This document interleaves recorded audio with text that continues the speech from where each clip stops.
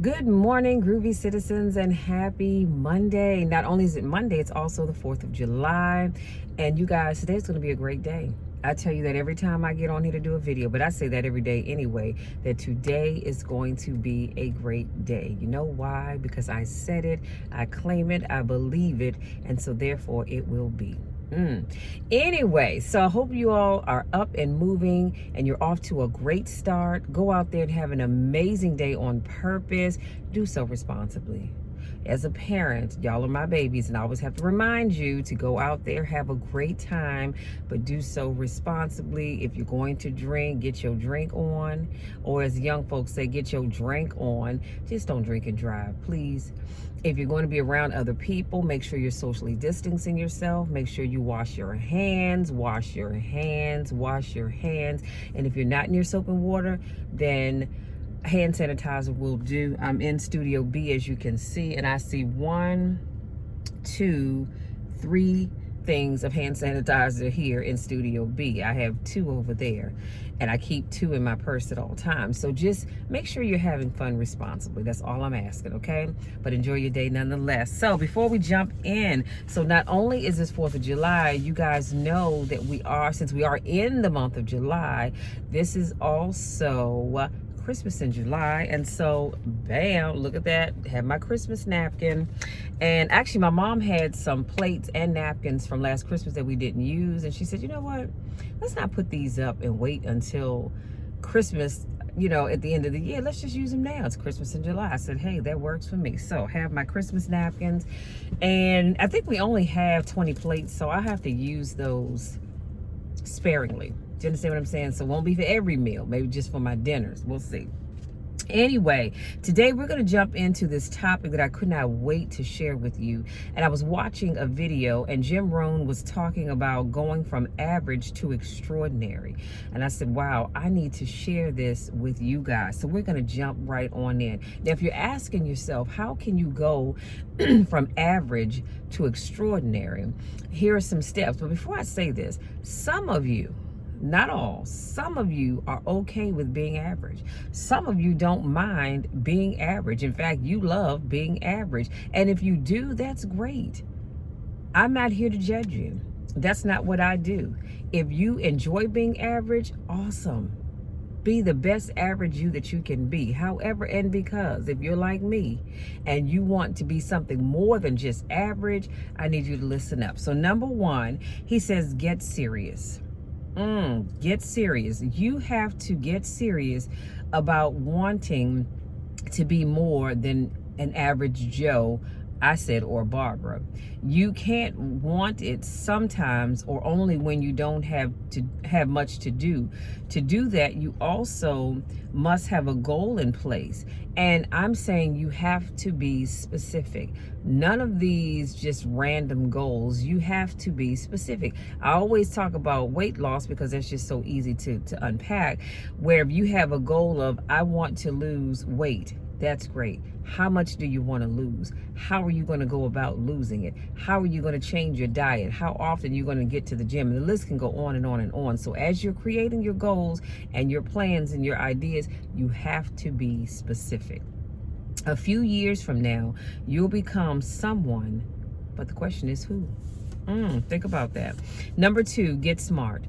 You've got to read the books. You've got to come up with the information. You've got to learn from your experiences. And if you do these things, you will become wiser now than you were yesterday, last week, last month, or last year. The key here, you guys, is never stop learning. Don't ever tell yourself you know it all. I don't need to learn that because I already know that. Well, guess what? I learn something new every single day. Doesn't matter how small or how major it is. I learn something new every single day. And I'm thankful for that because I love knowledge. I thirst for it. I truly do. I want to learn something new every day because I feel like when we get to a place where we know it all, then why are we here? We don't know it all. And to be honest, quite honest with you, we can't ever know it all. Number 3, get going. You can make all the plans you want, but if you don't get moving, it won't matter at all. Some people are forever learning, but they don't put what they're learning into action. Everything affects everything else. That's an unknown quote. I'm not quite sure who said that, but I love that. Everything affects everything else. But let's go back and talk about that learning piece.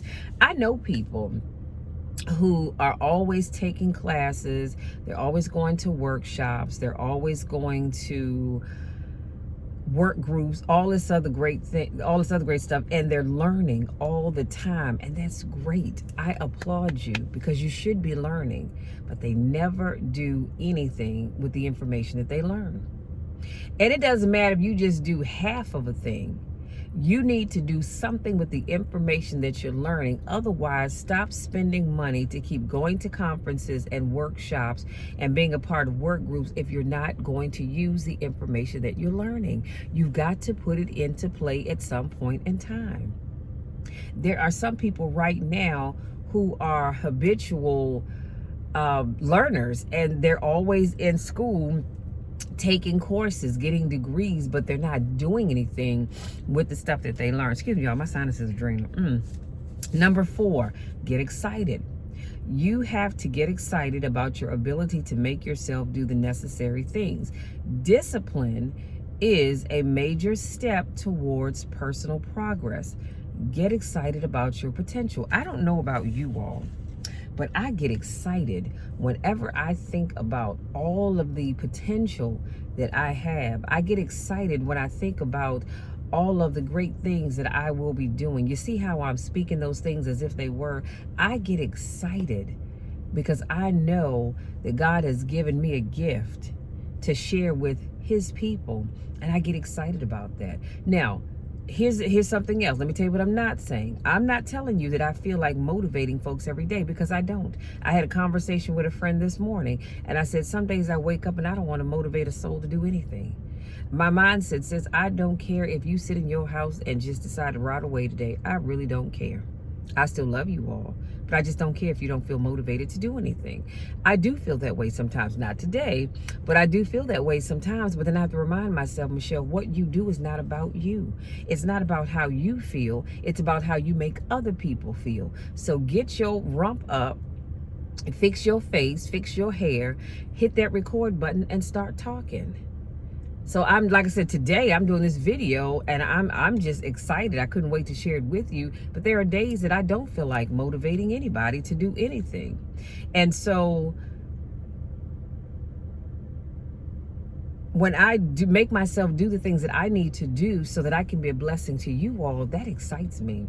Like I said, some days I wake up and honey, I didn't feel like doing that video, but by the time I'm done, I feel so motivated just because I was able to motivate you. I feel excited because I was able to speak life into other people. Do you understand what I'm saying? So you've got to get excited. You really do. Number 5, get away. You have what's called life balance, okay? We all have it. You have to get away from time to time to be alone and just reflect. You have to recharge your batteries every now and then, or you won't be any good to any others. So this is why oftentimes people will ask me, Michelle, you post motivational videos during the weekday, and I do, but I don't do it on the weekend. And I've been asked why. Well, because that's my time. That's the time where I can work on my work-life balance, where I get to just relax and do me. That's the time I get to recharge my batteries, if you will, and even think of new things to share with you all. But you have to have that work-life balance, because if you don't, then you won't be any good to yourself or other people. If you just keep running and running and running, even the best track runner has to stop at some point in time to rest, to grab some water, to get something to eat, and just slow down. Do you understand what I'm saying? But if you decide to do that fast-paced life thing, that's all fine and good, but honey, you're going to burn out eventually. I don't know about you, but I don't want to do that. Now, there are times that I do feel burnt out. I will say that. But that's when that little light bulb goes on and says, wait a minute, Michelle, work-life balance. It's time for you to sit back and just relax. That's why I'm happy on the weekends. I don't have to go running around. I have errands that I need to run and things that I need to do, maybe people I need to go and visit. But other than that, I'm just as happy and content sitting in my room watching a Christmas movie any time of the year, honestly, or just watching a movie in general. And sometimes a thought will come to me and I have to tell myself, you are not going to act on that. Sit your tail down. Right? Sometimes I'll send myself a text message to look into that later on, because I find I'm the most productive when I'm not doing anything at all. But I have to just make notes to myself, either via text message or write it down, and I'll look into that later on. Right now, I'm taking time for me. So I have to recharge my battery every now and then, like I recharge yours. And and then I finished that up with this quote that says, "Do not walk in front of me." Now, I don't know who said this quote, but this is powerful. Do not walk in front of me. I may not follow. Do not walk behind me. I may not lead, but walk beside me and be my friend. I thought that was powerful, and I wanted to share that with you. So let's unpack that just for a few moments, and I'm gonna let you be. So we talked about going from average to extraordinary. You are never going to be perfect. I'm never going to be perfect. We are never going to be perfect because we're not a perfect people. But you can go from average to being extraordinary. But you have to take those steps. Let me go through them with you again. Number one, you've got to get serious. You've got to make up your mind that you are ready to be something more than what you are. Do you realize that wherever you are right now, God has called you to be somewhere else?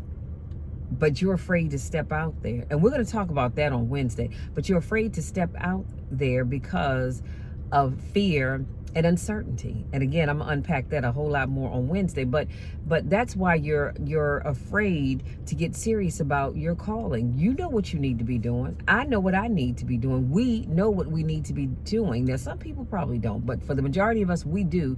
We're just not serious enough to get out there. See, because you want things to fall in your lap, and that's not the way it works, sweetie. If you want to be extraordinary, you've got to get up off your Humpty Dumpty and do what it is that you need to do. So most of you know what you need to do. You just keep thinking, I have time. And what did I talk about not too long ago? Time is relative. Time is relative. We only have the moment that we're in right now. Tomorrow's not promised to any of us. Next week, next month, next year is not promised to any of us. We hope to be here, but it's not promised to you.